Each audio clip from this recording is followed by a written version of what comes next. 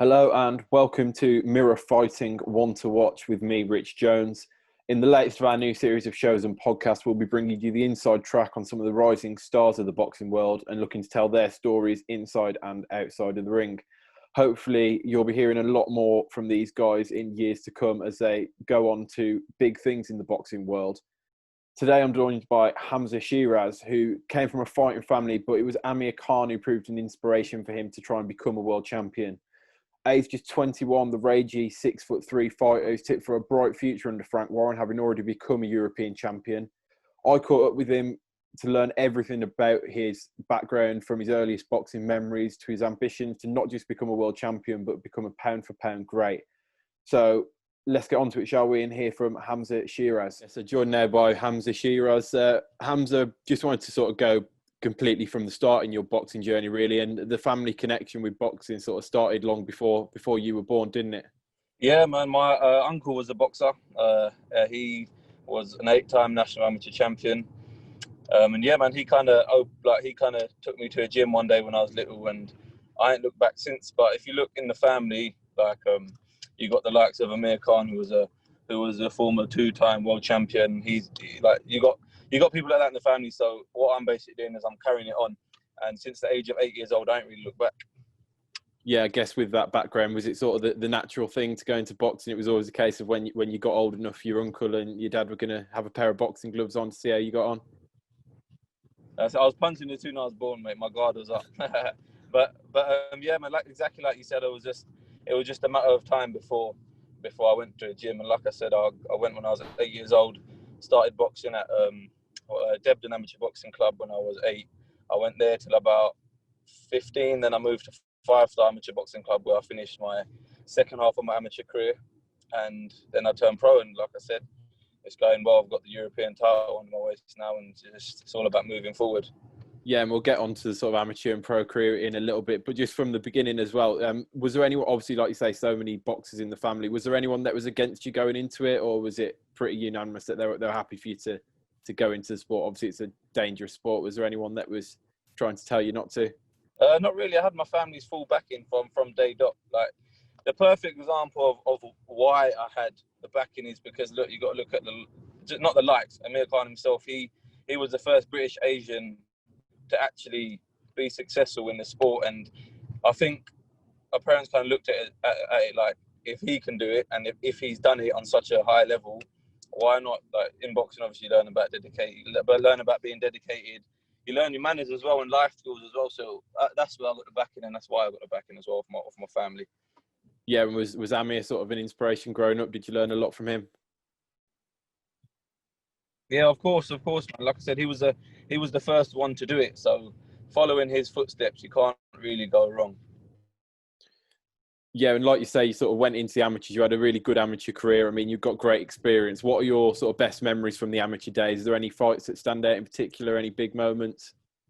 To be honest with you, my amateur career, I didn't really like the amateurs. I hated it, to be honest with you. I started off when I was young. I loved it. I just loved it. And then when it got to a stage where it's a matter of if your face fits, that's when I started not liking it no more. So I just got to, when I was 17 years old, I was meant to get picked for the Commonwealth Games. I didn't get picked, and that just demotivated me. And I stopped boxing for about a good 8 months. And if anything, the amateurs wasn't a good memory; it was a bad memory for me. But it is where I learned my apprenticeship for boxing and whatnot. Yeah, and why do you think your face didn't fit? Obviously, some people just don't fit in. Why do you think your face maybe didn't fit? I don't know, man. Maybe I didn't win enough titles, or I don't know. Maybe I don't know what other reasons it could have been, or maybe my style wasn't suited to it, or this stuff. I think that was the main reason, though, that my style wasn't suited to it. Because listen, I was going up, I was doing like 10, 12 rounds of constant sparring like that, and I was coming on in the later rounds. And as you know, amateur fights are only 3-minute rounds, and they wanted you to be active for that time. And obviously, my style wasn't suited to that. So I think that was the main reason. Yeah, and you say you sort of served the apprenticeship in the amateurs. I think you did another apprenticeship outside the ring, didn't you? Did you do some electrical apprenticeship as well at some point? Yeah. That's what I did, because obviously I was just sitting on my ass doing nothing. I needed to do something, so I got into went college and done an electrical apprenticeship. I done half of it, and then I got bored, and I was like, "What am I doing?" Like at 17, I was just like, "What am I doing? I don't go out partying. I don't drink. I don't do none of that." what every other 17-year-old was doing at the time, it didn't really appeal to me. So I went back into the gym, and then luckily I got the opportunity. I believe that everything happens for a reason, and I got the opportunity to turn pro with Frank Rowan. Obviously, it was nothing special at the time because I was just a name, like, this kid wants to turn pro. And I'm grateful I got the opportunity of Frank, and like I said, we both ain't looked back since. Yeah, you say everything happens for a reason. How did it all come about with Frank? How did that end up happening originally, the link up with Frank Warren and turning pro? My first trainer was Dominic Negus. He had a fighter before back in the day, for Boy Jones Jr. He was the Southern Area champ at the time, and I was training alongside them, and I was going sparring with all the likes of Bradley Skeet when he was British champion, and the likes of all these names in boxing, and I was just getting noticed a little bit. And then obviously the opportunity came where Dom sat me down and go, listen, I've got a contract for you there. It's up to you if you want to sign it. And on my 18th birthday, I done a massive signing and signed my contract and got the ball rolling. And you've done the hard. I know you've sort of come a long way quite quickly, but you did the hard yards early on, sort of being afloat, sort of being on the early parts of the card. I mean, what did you learn from that experience when you turned pro? Because it can be pretty tough for a sort of fairly unknown fighter in their first few fights, sort of waiting around and that sort of thing. What did you learn from those early experiences? Yeah, exactly, man. I was a bit shocked because I thought, listen, I'm pro now. You're gonna fight on TV all the time with Frank Rowan. It's this, it's that. It was hard because I was afloat once in my second scheduled fight. I sold around, I think, like 50 grams worth of tickets, done 400 odd tickets, and I didn't even end up fighting that night. So yeah, man, it's not all glitz and glamour. Like, the first, you got to do your pro apprenticeship as well, and I've done that now. And like I said, I got the opportunity to fight for the title. And like I said, you just got to work hard at the end of the day, and the opportunities will come. Yeah, and you say it's not all glitz and glamour. Obviously, everyone sees the glamorous side, but what's it like on a day-to-day? What are the bits that you find, a real grind in the sport? There's obviously got to be parts of it that are still a grind and still sort of not what you sort of live for. I guess it all comes down to fight nights, the main bit, I suppose. Yeah, exactly. You know exactly what it's like. Dieting's a headache. It always is a headache because I'm big for the weight. I make the weight comfortably, but obviously no one really likes to diet. Do you know what I mean? And just training, because every camp I do now, or for the last 6 fights, has been harder than every other camp, and we're progressing. We're adding new things on every camp. So listen, there's new things, and it just gets harder and harder. But then at the end of the day, like I said, I'm only 21, but I got time on my side, but at the same time, I ain't got time to waste. So I just want to get in and do my thing and eventually come out on top. Yeah, you mentioned the weight there. You're obviously quite big at the moment for your weight class. I mean, what weight class do you think your future's at long term? Obviously, there's going to be a lot of talk about if you're sort of move through the weight classes and stuff like that, given your sort of height. I mean, what's the plan, do you think, in the future? Obviously, it's hard to tell, but what do you think the plan will be for your future weight-wise? I reckon by the time everything goes to plan and God willing, I'm undefeated and everything, and I'll get a few more titles at this way, I'll definitely move up in the next 2 years or so or whatever. But I reckon finishing my career, I could end up at anything between super middle and light heavyweight, because I've got I will have the structure and frame for it eventually. And you mentioned staying undefeated as well. That's sort of quite a modern thing. I think everyone sort of credits it to the Floyd Mayweather sort of generation of wanting to stay undefeated, but it is a big thing sort of marketing wise as well at the moment. How important is it to you to sort of keep that undefeated record and stay unblemished as you sort of progress through the ranks? To be honest, it's not so much because Floyd did it, I want to do it. It's a big thing to me. I know for myself, I'm only young and everything, and I know myself, I've got too much to lose, and I know what I've got at stake. Like, the fighters, if you compare my camp to another fighter's camp, you'll see all the different things we've got, and you'll realise why I know that I've got too much to lose, and I can't really afford to lose at all, to be honest with you. So yeah, that's what I said. That's what kind of not motivates me, because I don't need to be motivated because I'm doing what I love. But at the same time, that's what kind of keeps me on track and gives me that extra edge compared to my opponents. And in terms of sort of as you say, that gives you the motivation. When it comes to obviously a fight day, everyone's sort of quite different on a fight day. How are you on the day of a fight? What's your sort of demeanour like? Are you one of these people who's sort of pacing around, can't wait to get in there? Are you pretty relaxed? What's Hamzah Sheeraz like on a fight night and the lead up to the day? I'm pretty relaxed, to be honest, because I know the hard work's been done, and it's all about just getting mentally prepared. So I'm just chilled really, and then as soon as I'm in the change room, I switch on straight away, and I'm in the zone. But otherwise, I'm just your normal, average person. Yeah, and you say obviously average person have the same sort of challenges everyone else has. I know that sort of family-wise, you had a pretty tough time in COVID as well, didn't you? As sort of a tragic your auntie passing away. I know you dedicated the last fight to her. How tough was that to deal with when you were in camp? And you know, obviously been a tough time for everyone, but must have been difficult that as well. Yeah, that was in the middle. That was literally right in the middle of camp. I think I had like 4 weeks left from the fight, so it was a massive blow. But like at the same time, it kind of is what it is, and the only thing I can do now is just continue winning and making her proud, really. Yeah, and how important are your family now in terms of your everyday life and sort of supporting you and stuff like that? You seem like you're someone who's quite close to the family.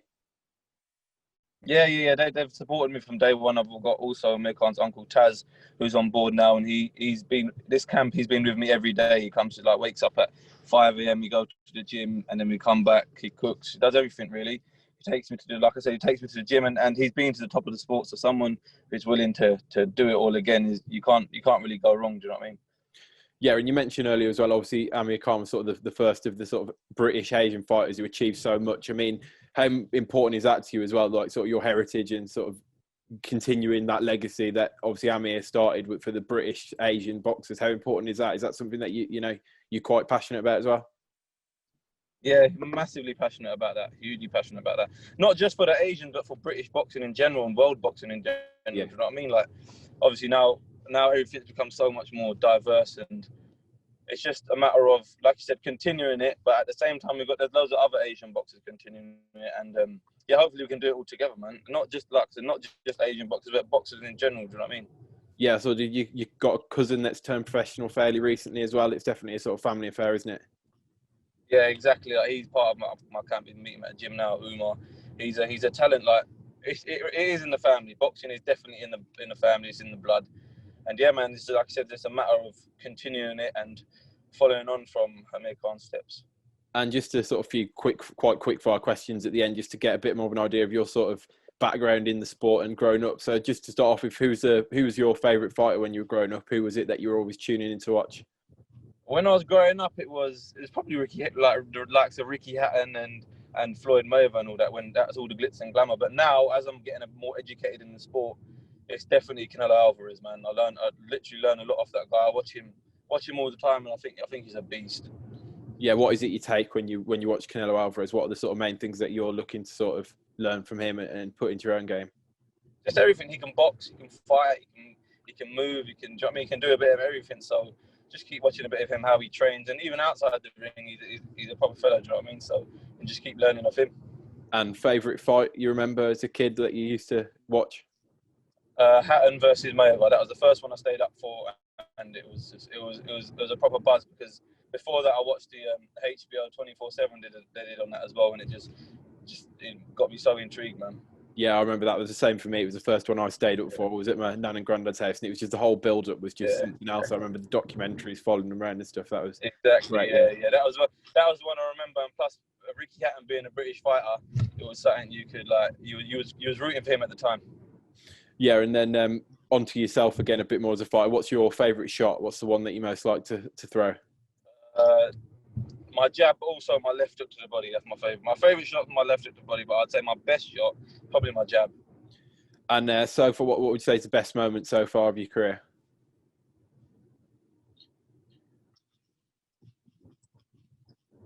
Definitely winning the European title because it was the first show I co-main evented, and it was just I sold loads of tickets. It was outside London as well. It was against a good fighter, and to top it off, I got the knockout victory when loads of people were doubting me as well. So that was a cherry on the cake. Yeah, and you mentioned people doubting you. Is that something that, are you one of these people that takes not, a lot of notice, but is it something that spurs you on when you see people that are sort of maybe writing you off, sort of doubting what you can achieve? Are you one of these people that sort of uses those doubters as motivation quite a lot? To be honest with you, I don't even use it as motivation because it is what it is. You're going to get it in boxing, and everyone's entitled to their own opinion at the end of the day. So I just crack on, train hard, and keep winning. I think that's the best thing you can do, Joe. You can't really do nothing about it. Yeah, and have you got any, so what's the lowest point so far of your career? Have you got any regrets, any moments that, left you sort of doubting whether you were going to carry on in sport, or just anything in particular that's been hard to overcome, you say? Not really. I'm very strong-minded person. You can put me in any situation, and I'll just crack on with it. Like I said, I'm a massive believer in everything happens for a reason. Like I said from the start. So yeah, man, there's not been one moment in my career, or even in life generally, that I've regretted. And finally, what's the dream for Hamzah Sheeraz? What's the ambition? What one day is the dream for yourself in the sport? To become a pound for pound champion, man. Not just a world champion, but a pound for pound. But obviously, the first step is getting there first. So that's the main thing.